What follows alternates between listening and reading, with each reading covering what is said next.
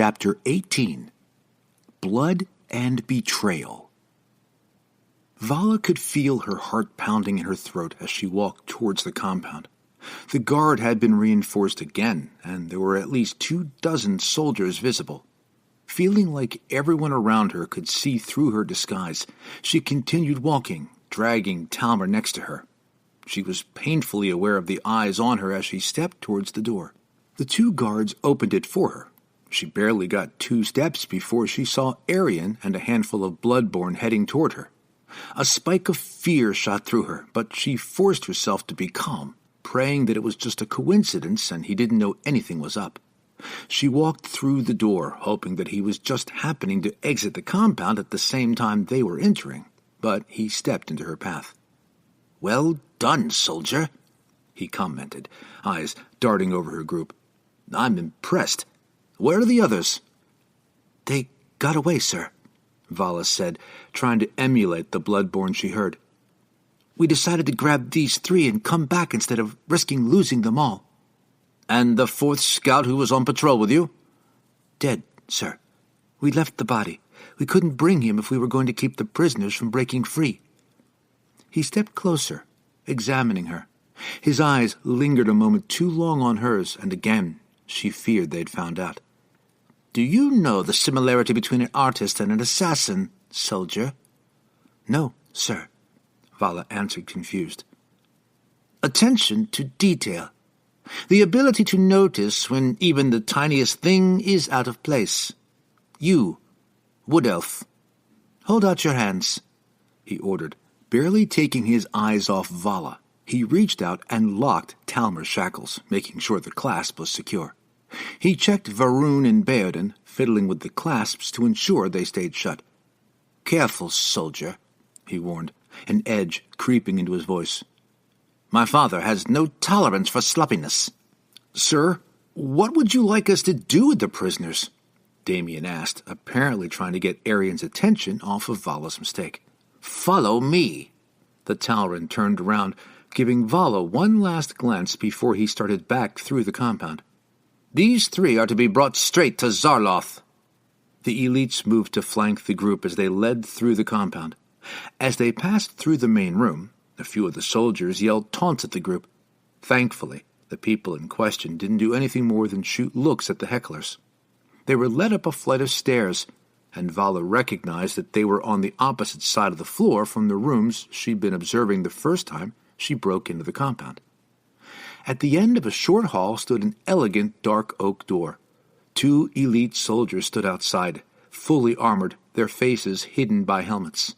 Unlike Arian's elites, who wore white armor with no helmet, this pair had dark purplish-red armor. Both had the Bloodborn symbol emblazoned on the chest piece of their armor, and the blood-red ruby set in it accentuated the polished metal. "I have a present for my father," Arian said, gesturing to the half of the group that was in chains. "Do me a favor and tell him that." Without answering, one of the elites disappeared inside, leaving the other to stand guard. In the split second the door was open, Vala saw a well-furnished room with dark tapestries on the wall. After a few minutes, the elite came back. "You may enter," he said, notably calling Arian Sir. "Follow me."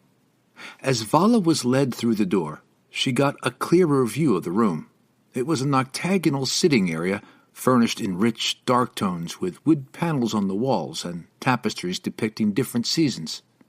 It looked like it was more for show than for actual use.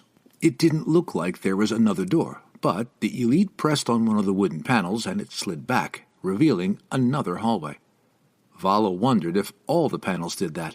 "Keep up, soldier," Arian said, and she realized she was lagging behind. "You may have just one favor today." For some reason, she didn't like the way he said may. She followed, though, passing through a few more nicely furnished but not lived-in halls. As they reached a final dark oak door, Vala noticed Arian tense up slightly. The door was opened and Vala saw a large study. The walls were made of dark red wood, and the floor was polished stone. A few dark wood rafters were set about 2 feet below the 10-foot-high ceiling.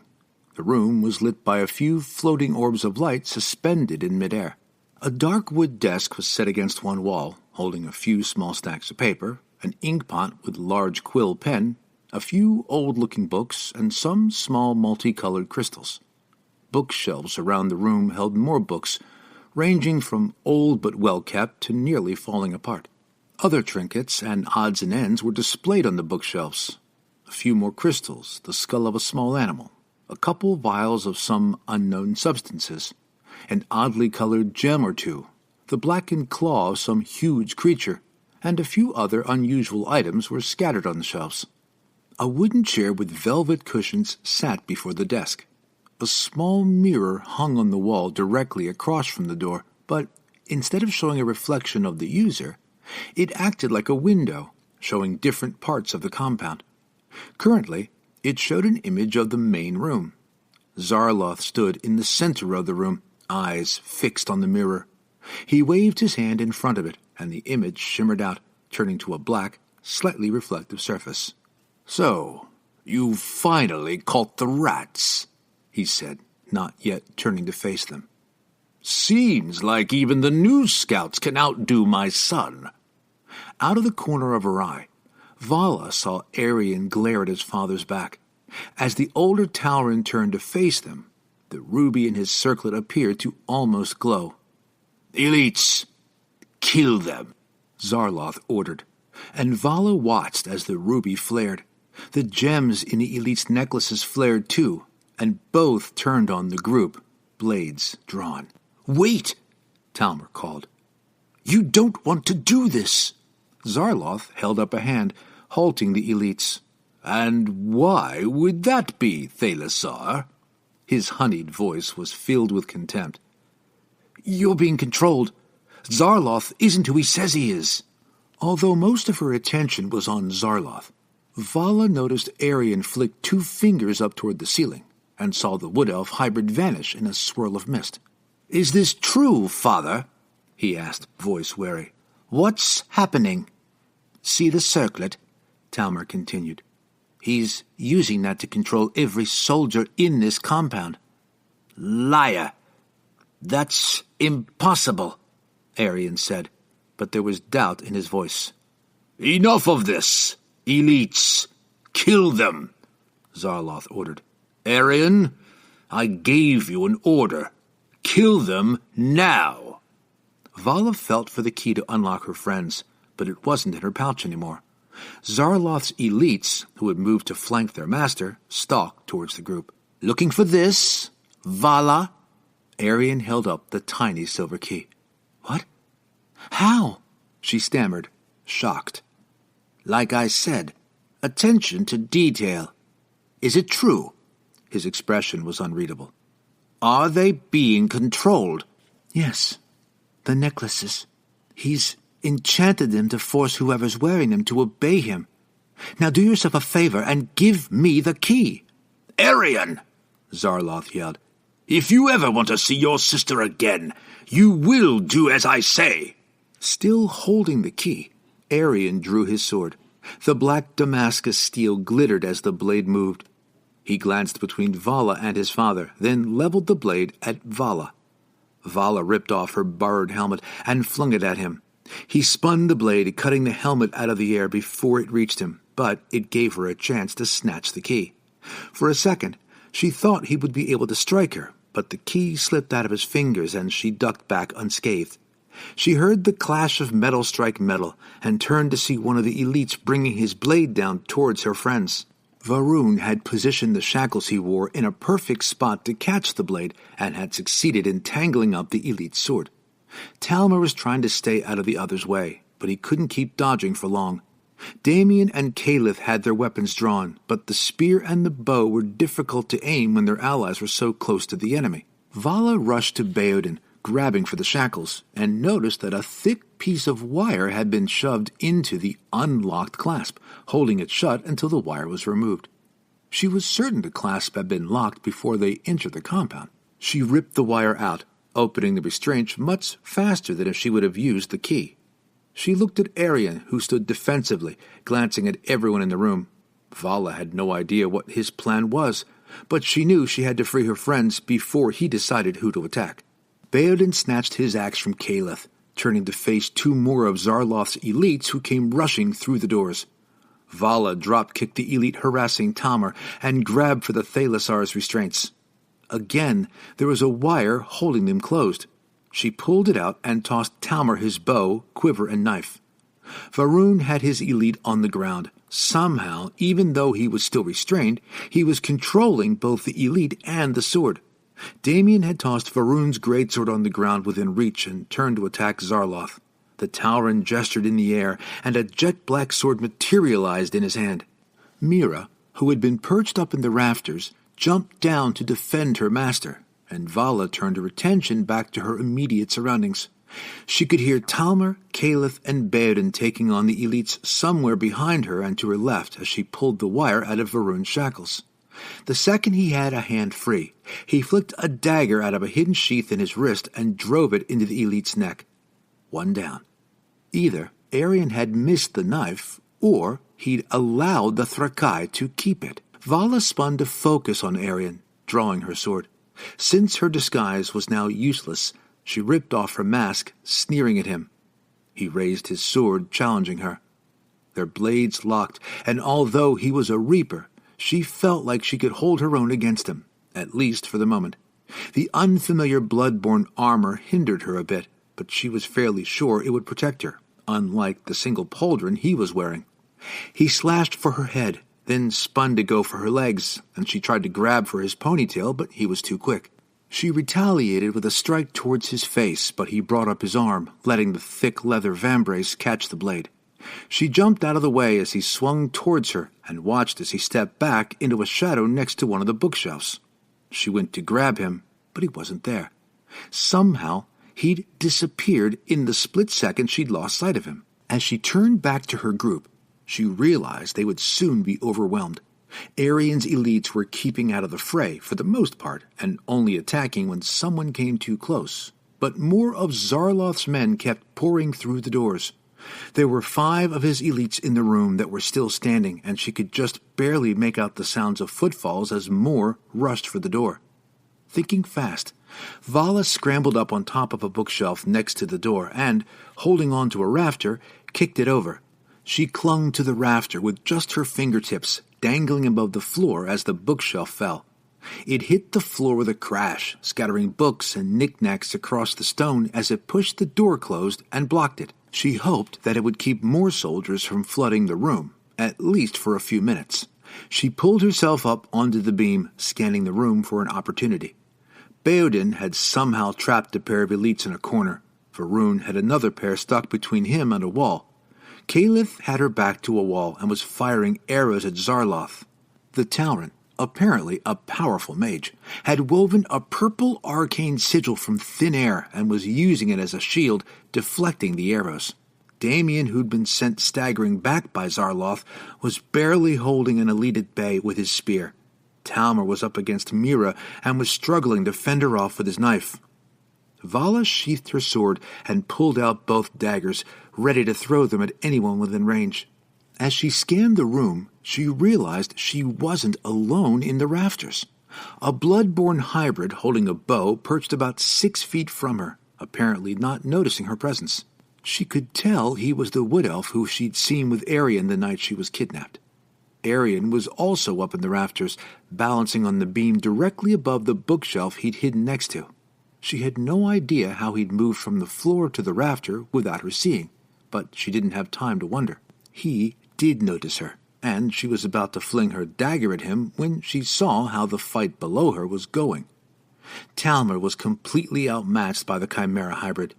In a flurry of movement, Mira backflipped, kicking Talmor's knife out of his hand and catching it in midair. She grabbed the wood elf, pulling him close to her, and drove his own knife into his ribs. Based on the position of the blade, Vala guessed she'd hit a lung. Talmor collapsed to the floor, and, flinging both daggers, which went wide, Vala jumped at the Chimera hybrid. Out of the corner of her eye, Kalith saw Talmor go down. Panicking, she gave up attacking Zarloth and rushed to his side, dragging him as far from the fight as possible. "Kiki," Talmor whispered. I'm sorry. I should have... He trailed off, sentence unfinished as his eyes unfocused and he went limp in her arms. No! No! Caliph shook him, tears streaming down her cheeks, trying desperately to get a response. I can't lose you! We need you! She closed her eyes for a second, focusing, and her hands began to glow. She pulled the knife out and pressed her hands over the wound. The glow transferred from her hands into his chest. He gasped as the wound closed. Kayla's healing power had brought him back from the brink of death. She saved him, but it had been costly for her. Tal, I love you, she whispered, trying to stay up. Please, don't leave. He gave her a tiny smile, using his last bit of strength to reach up and brush away her tears. Caliph smiled back, but all her energy had been spent, and she slumped to the ground as unconsciousness took her. Vala saw Arian's elites move to grab Talmer and Caliph, but she was too busy with Mira. In the split second she took her attention off the fight to look at the elves, she learned the hard way just how dangerous the hybrid's claws were. Mira dug one hand into Vala's upper arm, and her razor-sharp claws tore right through the leather armor. Vala began to falter a bit as the hybrid bore down, utilizing flurries of quick, hard-to-block strikes. She could hear the fight going on behind her, but she tried to block it out. An arrow streaked by her shoulder from somewhere above, and Mira took advantage of the distraction. She knocked the sword to the ground, grabbed Vala's throat, and with excruciating slowness began to push her claws deeper. Vala felt hot blood begin to run down her neck and locked eyes with Mira, defiant until the end. The end didn't come. Mira's gloating delay had cost her the kill. Varun, who noticed the situation from across the room, darted over to grab the Chimera hybrid and pulled her away from Vala. Her claws dug into his arm, drawing blood. Vala snatched her sword from the ground and finished off the hybrid with a quick, effective stab through the torso. Vala felt a rush of triumph, but it faded quickly as she looked around the room. The fight was almost over, but her friends weren't doing well. Many of Zarloth's elites were on the floor, either unconscious or dead, but two still stood. Arian's pair were sticking close to the walls, holding the limp bodies of Talmer and Caliph, but two of Zarloth's men were still engaged with Baodin and Damien. The human was still almost unscathed, but he wasn't doing much damage to his opponent, who had a shield. Vala retrieved her daggers from the floor near Mira's body and flung one as hard as she could, hitting the elite straight through the throat. The leather gorget he wore kept the blade from going all the way through, but it still stuck a good 4 inches into his throat. He sank to the ground, choking on his own blood. Something whistled by Vala's ear, and Damien screamed. A long, dark-feathered arrow had pierced through his armor and into his right shoulder, sticking out right above his collarbone. Damien sank to the ground, whimpering slightly and cradling his right arm, which was completely limp. Vala didn't blame him. She knew that an arrow to and through the shoulder was painful and usually caused a lot of damage. It looked like the human had just gotten winged, but that wouldn't stop the searing pain from the shot. Half of the group was out of the fight, and Vala could hear more elites battering the door, trying to force it open. She turned, hoping to get a strike at Zarloth before they got the door open. At the edge of her peripheral vision, she saw the wood-elf hybrid materialize out of a swirl of shadow. She had no time to react as he grabbed her, knocking her weapons out of her hands, and held her tight. The bookshelf cracked, splintering away from the door as Varun and Baodin finished off the last of Zarloth's elites. 5 more white-armored elites and a handful of normal Bloodborn soldiers charged into the room, tackling the dwarf and the Thrakai. Zarloth snapped his fingers, and Arian dropped from the rafters, landing next to his father. Vala felt fear well up in her again. They'd lost. The Bloodborn had won. The fast-paced chaos of the fight slowed, and the pause became nerve-wracking. Fighting to break free from her captor, she locked her gaze on Arian. His dark eyes held fear, but also resolve. They darted around the room, taking everything in once more, before coming to rest on Vala. His entire body was tense, ready to spring. A single lock of his dark hair had escaped his ponytail and fell over his eye, flicking across his face as he moved. His gaze flickered to one of her daggers that lay on the ground between them before coming back to her. Suddenly, he lunged, but not for her. His fingers closed around the hilt and he stepped back. Holding his sword in his right hand, he slid the dagger into his belt, but kept his hand hovering over it. "That's right, child. Now, do what I commanded, and kill them." Zarloth's honeyed voice echoed through the room. "This is what I made you for. Do this, and you will be my prized warrior." Arian's gaze faltered. He glanced at his father. "You will become my greatest asset," Zarloth continued. "You will be everything I imagined. Do as I say, and you will become better than even I have. You will be the most important part of this cause." "I'm no better than you, Father, but at least I'm not you." Arian's voice was quiet. "And in my opinion, that's worth a lot." "You don't have an opinion. You are mine to do with as I please, and to command as I please. You are under my command." Arian's midnight blue eyes flashed, but his father took no notice. "You will never see your sister again unless you obey my orders." "I'm tired of being your experiment, your puppet." Arian's glowing eyes blazed with fury. "Do you hear me? I'm done. You think you can control me. You've been using my sister as leverage to get me to do your bidding. But I'm going to get her back." In a swift, clean stroke, Arian plunged his sword deep into the center of Zarloth's chest. "I will never be controlled by anyone again. Especially not you. You are nothing but a monster, a failed experiment." Zarloth's voice cracked, his eyes filling with pain and betrayal, his lungs with his own blood.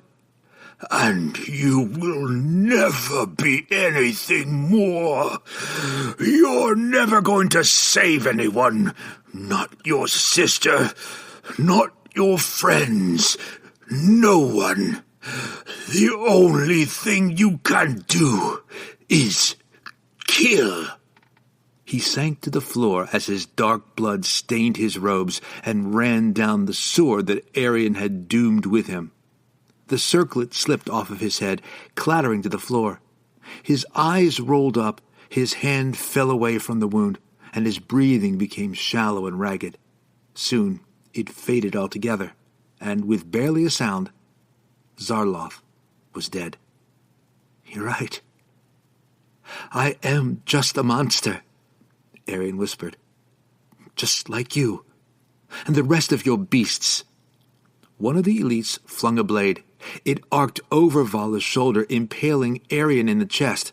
A sharp gasp escaped his lips, and he yanked the blade out, stained with dark blood.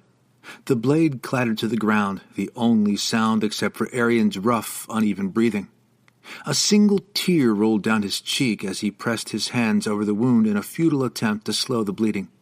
His eyes closed, and he collapsed to the ground, dark blood spilling between his fingers and onto the floor. Shaking off the shock of what she had just seen, Vala ripped away from the hybrid that held her. Although their master was dead, the fight was still going on. The others seemed to have the same idea, turning and breaking free of the soldiers that held him. Taking advantage of the surprise, Baodin and Varun grabbed for their weapons, trying to drive the soldiers back. "Vala! The circlet!" Damien called, still slumped against the wall. "Break it!" She ran for it, ducking away from the bloodborne soldiers. The circlet rested on the floor where it had fallen, completely unscathed. She threw it against the wall next to her as hard as she could. It dented the wood panel a bit, but the glowing ruby was still unharmed. "Baodin!" Vala yelled, flinging it to him. "Catch!" He plucked it out of the air, beating back the elite who was grabbing for it.